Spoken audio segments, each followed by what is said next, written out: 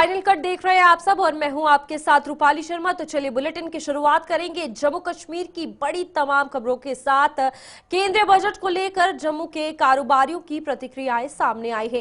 कारोबारियों ने सरकार से बजट में जम्मू के विकास के लिए बड़े प्रावधान रखने का आह्वान किया है।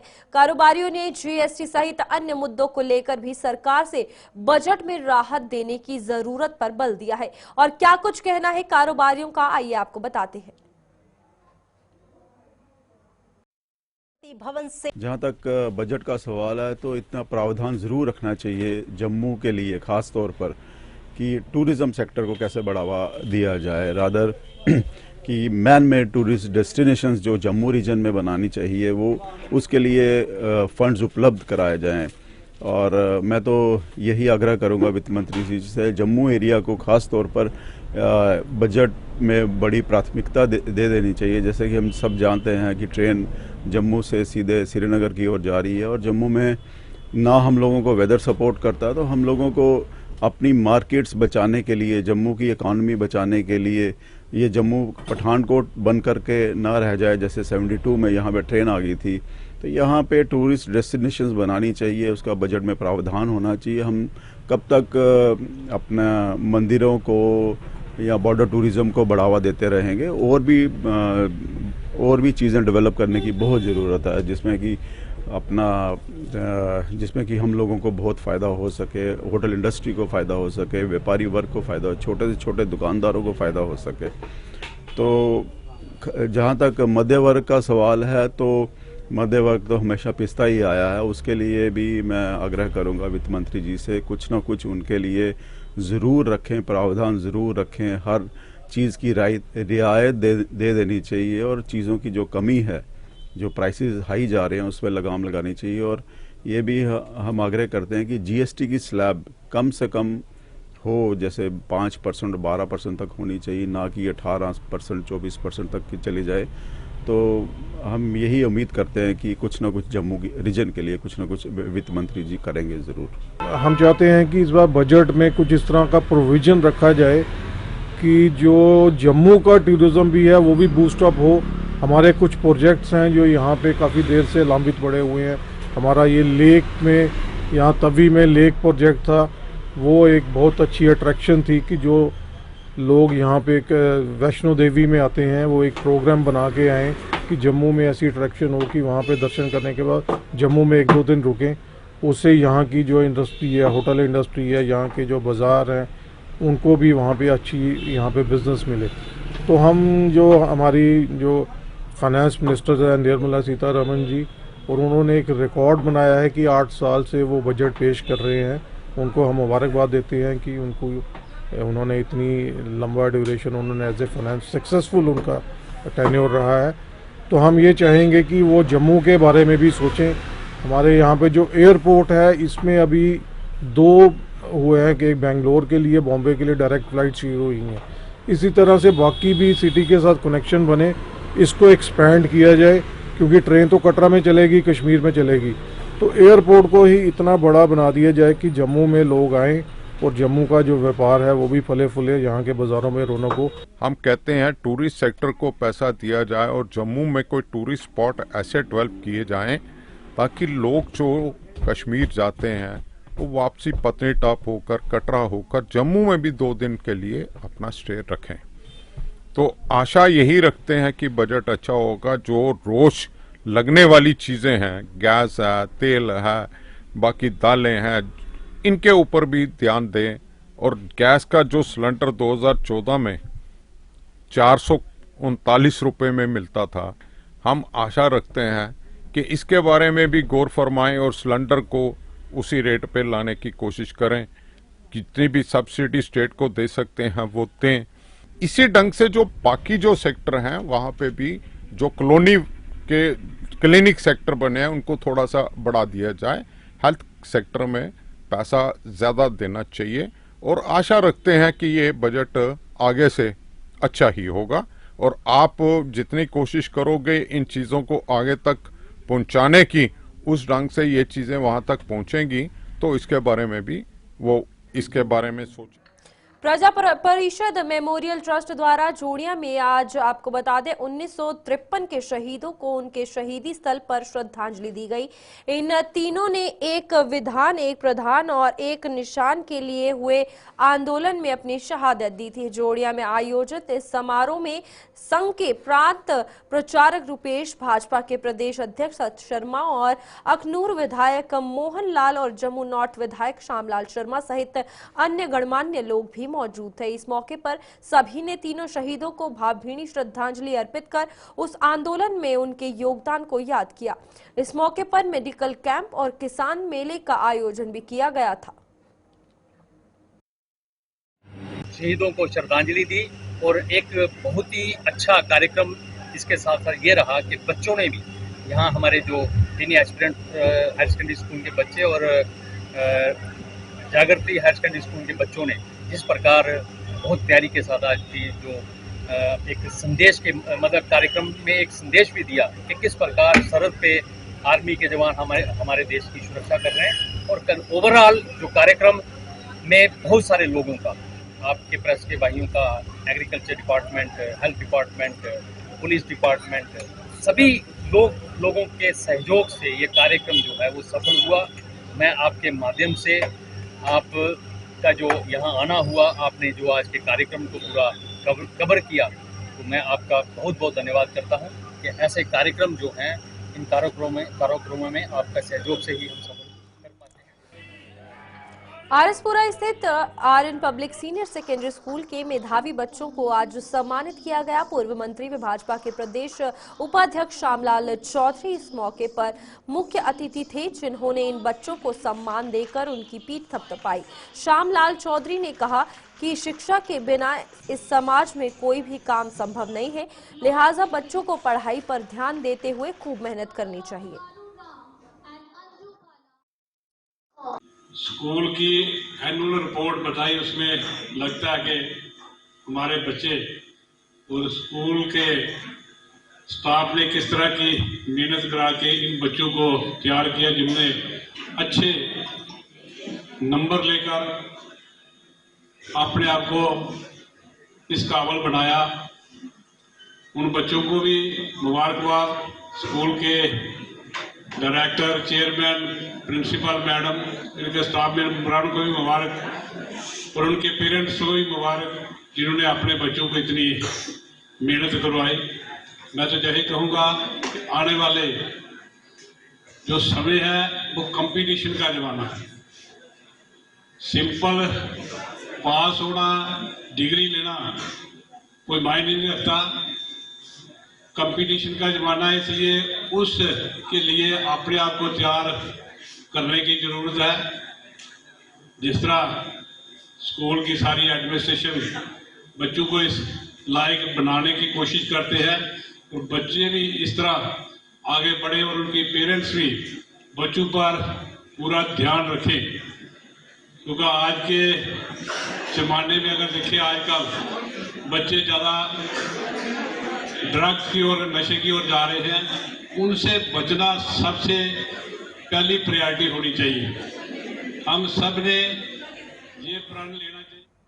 सड़क सुरक्षा महीने की एक कड़ी के तहत मोटर व्हीकल डिपार्टमेंट ने आज लखनपुर में स्कूली बच्चों को यातायात नियमों का पाठ पढ़ाया। एक स्कूल में आयोजित कार्यक्रम में जहां अधिकारियों ने अपने अपने संबोधन में बच्चों को यातायात नियमों के प्रति जागरूक किया, वहीं बच्चों ने भी मंच पर इन नियमों के प्रति अपने विचार रखे और लोगों से सड़क पर अनुशासन बरतने का आह्वान किया। If our passengers are fully aware about traffic rules and regulations, they can reduce 60% road accidents.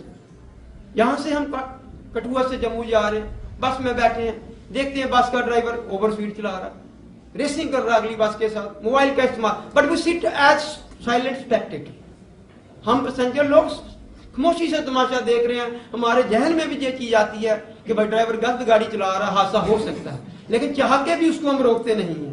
सोचते हैं यार ड्राइवर को रोकेंगे, हो सकता आगे से बदतमीजी कर दे, 10 चीजें हमारे दिमाग में आती हैं।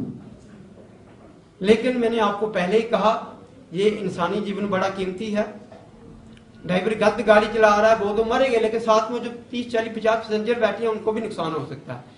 इसीलिए मैं आज सब लोगों से रिक्वेस्ट करूंगा जो जहां बैठे हैं और मैं प्रिंट एंड इलेक्ट्रॉनिक मीडिया के माध्यम से भी जो लोग मेरी बात सुनेंगे कि जब भी आप लोग गाड़ियों में बैठते हैं, सफर करते हैं, आपको लगे गाड़ी का ड्राइवर गलत गाड़ी चला रहा है जिससे हादसा हो जाता है, कभी शर्म नहीं करनी है, हेजिटेशन नहीं करनी है। इमीडिएटली वो अगर मोबाइल का इस्तेमाल कर रहा है उसको रिक्वेस्ट करो, भाई साहब 2 मिनट गाड़ी खड़ी करके बात कर लो। हमें भारतीय सेना देश की सीमाओं की सुरक्षा के साथ साथ समाज के प्रति भी अपनी जिम्मेदारी बखूबी निभा रही है। इसी कड़ी में सेना ने ऑपरेशन सद्भावना के तहत जम्मू के भलवाल ब्लॉक के सोपका गांव में स्थित गवर्नमेंट प्राइमरी स्कूल को एक बड़ी सौगात दी है। सेना ने इस स्कूल को फर्नीचर मुहैया करवाया है जिसमें 36 डेस्क, 4 टेबल व 4 कुर्सियां शामिल है। स्कूल में आज आयोजित किए गए कार्यक्रम के दौरान ये फर्नीचर स्कूल प्रशासन के सुपुर्द किया गया। तो पहले हमारे बच्चों को चलो थोड़ी थोड़ी सहूलतें हमने दी थी मगर इतनी ज़्यादा नहीं थी, तो अब इन्होंने आर्मी वालों ने बहुत सारा हमारा वो किया है। पहले भी उन्होंने 1-2 सामान हमें पहले भी दिया था, तो आज तो उन्होंने बहुत सारा दिया है, टेबल्स दिए हैं, चेयर्स दिए हैं और जो डेस्क वगैरह दिए हैं। उनका हम बहुत तहे दिल से मतलब के शुक्रिया करते हैं कि हमारे बच्चों को वो मतलब कि अच्छी सहूलत मिल गई है जिससे वो मतलब कि अच्छी तरह से पढ़ भी सकेंगे और बैठ भी सकेंगे, बैठने की कोई दिक्कत नहीं होगी। मैं तहे दिल से इनका शुक्रिया अदा करता हूं और उम्मीद करता हूं कि ऐसे ही ये आगे भी हमारे लोगों की मदद करते रहें, हमारे स्कूल की मदद करते रहें। ये मेरी पंचायत में एक प्राइमरी स्कूल और है, मैंने इनको बोला था और आशा करता हूं कि अगले साल उसको भी फर्नीचर देंगे। जम्मू के साथ सटे ग्रामीण हलकों में सड़कों के किनारों पर और नहरों में भी गंदगी पसर रही है। ग्रामीण विकास विभाग ने इन ग्रामीण हलकों में कुछ एक जगहों की निशानदेही कर इन्हें डंपिंग यार्ड बनाया था, लेकिन आलम यह है कि यहां डस्टबिन न रखे जाने से लोग खुले में कूड़ा करकट फेंकने को मजबूर हो रहे हैं, जिससे ऐसे इलाकों में महामारी फैलने का खतरा बन गया है।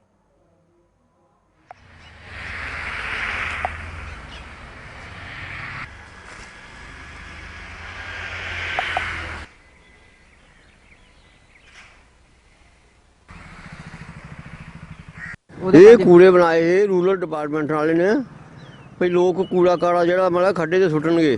ਹੁਣ ਖੱਡੇ ਭਰ ਚੁੱਕੇ ਨੇ ਤੇ ਲੋਕਾਂ ਕੂੜਾ ਜਿਹੜਾ ਸਾਰਾ ਨਹਿਰ ਤੇ ਕੋਈ ਸੁੱਟਦਾ ਪਿਆ, ਕੋਈ ਬਾਹਰ ਢੇਰ ਲਾ ਛੱਡਦਾ ਆ, ਕੋਈ ਕੂੜਾ ਚੁੱਕਣ ਨਹੀਂ ਆਇਆ ਹੈ ਜੀ। ਤੇ ਇਸ ਕਰਕੇ ਵੀ ਸਫਾਈ ਹੋਣੀ ਚਾਹੀਦੀ ਹੈ। ਬੁਰਾ ਗੰਦ ਪਿਆ ਆ ਅੱਗੇ ਪਿੱਛੇ ਸਾਰੇ, ਕੋਈ ਚੁੱਕਦਾ ਨਹੀਂ ਪਿਆ ਇਹਨੂੰ ਆ ਕੇ। ਇਹ ਸਰਕਾਰ ਕਿਸੇ ਨੂੰ ਪੈਸਾ ਪੂਸਾ ਦੇ ਕਿਸੇ ਡਿਪਾਰਟਮੈਂਟ ਨੂੰ ਤੇ ਅੱਗੇ ਪਿੱਛੇ ਕੂੜਾ ਜਿਹੜਾ ਕੋਈ ਚੁੱਕੇ। कोई पैसा नहीं, कोई देंदे नहीं पे तो कूड़ा इथू कौन चुके, इस तरह फ्री कौन चुकता। ये गल है भी कूड़ा इथू चुकना चाहिए, डिपार्टमेंट ने पैसा फंड दे के किसी को तो कूड़ा इथू चुकाना चाहिए। कूड़ेदान चलो गौरमेंट ने अच्छा किया जो बना दिते, लेकिन कूड़ेदान जो बना दिते ने जोड़ा लोग कूड़ा सुटते हैं वो भरे दे डैंप पेदे ने कूड़ेदान जो डस्टबिन कहने पूरे भरे पे ने। अगों उन्होंने चुकन वास्ते भी कोई स्कीम चाहिए, उन्होंने चुक के किते दूसरी जगह ले जाना। जिस तरह पिंड पिंड गड्डियां लगी दी ने उस तरह वो कूड़ेदान चुक के किते अगे पिछे ले ओदा फायदा की होया कूड़ेदान बनाने का। जिस तरह कि एक ममके बने दा है, खुआसके बने दा है, दड़प बने दा है, शेर गलियां बने दा है, वो जाके देखो कूड़ेदान बिल्कुल फुल पेदे ने। वो फिर फायदा की है लाने का, कूड़ेदान बनाने का कोई फायदा नहीं है जहाँ कि वो जी अगी भरपाई है उन्होंने चुकया ना जाए। मैं गौरमेंट अगे अपील करांगा या पंचायत लेवल से अपील करांगा जो भी कूड़ेदान बने दे ने और भी बड़े पिंडा च बने, लेकिन कूड़ेदान बनाए उन्होंने चुकन वास्ते पंचायत लेवल से जहाँ को फंड आए। के बाद लौट चुके हैं, आगे बढ़ते हैं जहां पर बसंत पंचमी के उपलक्ष्य पर जम्मू के मतवार इलाके में स्थित बाबा बल्लो देवस्थान पर आज से 3 दिवसीय मेले की शुरुआत हुई है। इस मेले का उद्घाटन जम्मू कश्मीर के मुख्य सचिव अतुल डुल्लू ने किया। देवस्थान के सेवादार यशपाल शर्मा ने मुख्य सचिव का स्वागत किया और उसके बाद कंजक पूजन व अन्य परंपराएं निभाकर इस मेले की शुरुआत करवाई गई। उसमें आज पहले दिन ही भारी मात्रा में श्रद्धालु वहां पहुंचे और देवस्थान पर माथा टेक कर अपने अपने परिवार की सुख समृद्धि की कामनाएं की। इस मेले के मद्देनजर देवस्थान पर सुरक्षा के कड़े बंदोबस्त भी किए गए हैं।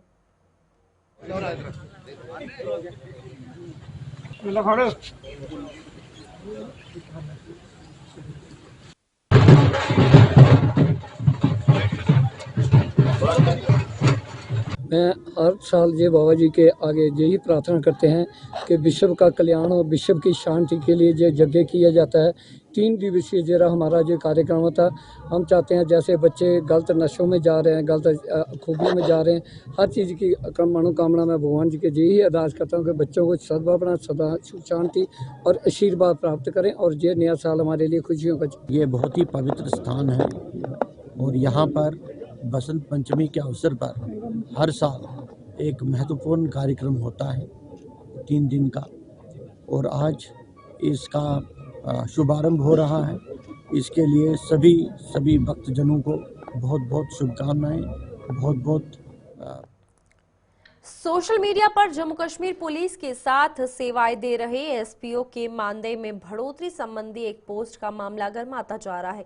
नेशनल कॉन्फ्रेंस ने भले ही इसके लिए अपने मीडिया इंचार्ज को इस पद से हटा दिया है, लेकिन प्रदेश भाजपा इससे संतुष्ट नहीं है। जम्मू में आज एक प्रेस कॉन्फ्रेंस को संबोधित करते हुए भाजपा के प्रवक्ता गौरव गुप्ता इस पोस्ट को एसपीओ के साथ एक भद्दा मजाक करार दिया है। और आपको बता दें, उन्होंने ये कहा है कि नेशनल कॉन्फ्रेंस ने भले ही मीडिया इंचार्ज को हटा दिया है, लेकिन इसके बावजूद मुख्यमंत्री को लोगों से सार्वजनिक तौर पर माफी मांगनी होगी। नेशनल कॉन्फ्रेंस गवर्नमेंट द्वारा एक जो उनका रिस्पांस ये होता है कि एक उनके जो मीडिया एडवाइजर है उनको सैक किया जाता है।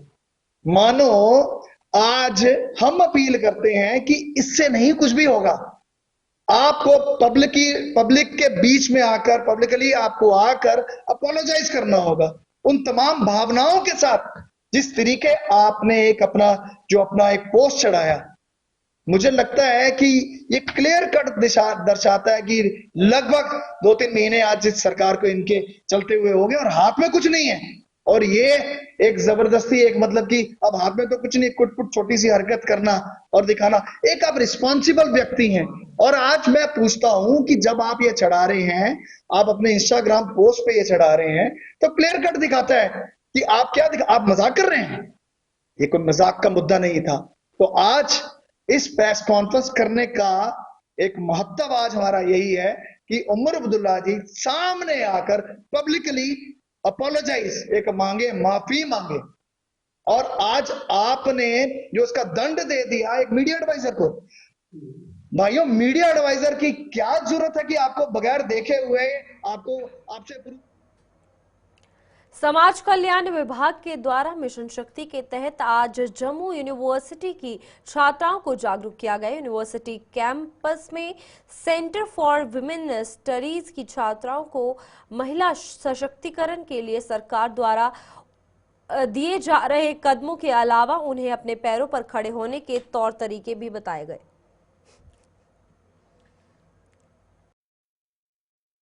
जो सोशल वेलफेयर डिपार्टमेंट की डिफरेंट स्कीम्स हैं वुमेन के लिए और बाकी यूथ के लिए भी, उन स्कीम्स के बारे में बताया, जैसे बेटी बचाओ बेटी पढ़ाओ स्कीम है, सुकन्या योजना है, और स्टार्टअप्स के लिए जैसे कोई लोन स्कीम्स हैं, वो सारी स्कीम्स आज हमारे बच्चों को सब्सिडी अवेलेबल है ताकि वो पढ़ लिख के अपना काम कुछ करना चाहते हैं। इसमें ट्रेनिंग डिफरेंट प्रोग्राम्स है, जैसे जो घर में बैठने वाली औरतें हैं उनके डिफरेंट ट्रेनिंग प्रोग्राम्स है, उसकी बात भी आज उन्होंने की। हम लोग के अवेयरनेस कैंपेन्स चलते रहते हैं, तो आज हमने सेंटर फॉर वुमेन स्टडीज में ये अवेयरनेस कैंपेन किया, जिसमें कि हमने जितनी भी गवर्नमेंट की स्कीम्स और सर्विसेज है वुमेन सेंट्रिक, वो बच्चियों को बताई कि वो खुद भी अवेल कर सकें और दूसरों को भी अवेल करवा सकें। तो ये हम अवेयरनेस कैंपेन्स करते रहते हैं।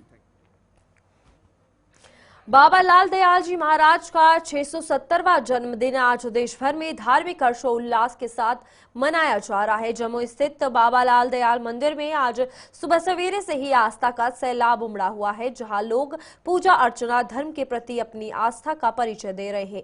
श्रद्धालु बाबा लाल दयाल जी को नमन कर अपने अपने परिवारों की सुख समृद्धि की मन्नतें भी मांग रहे हैं।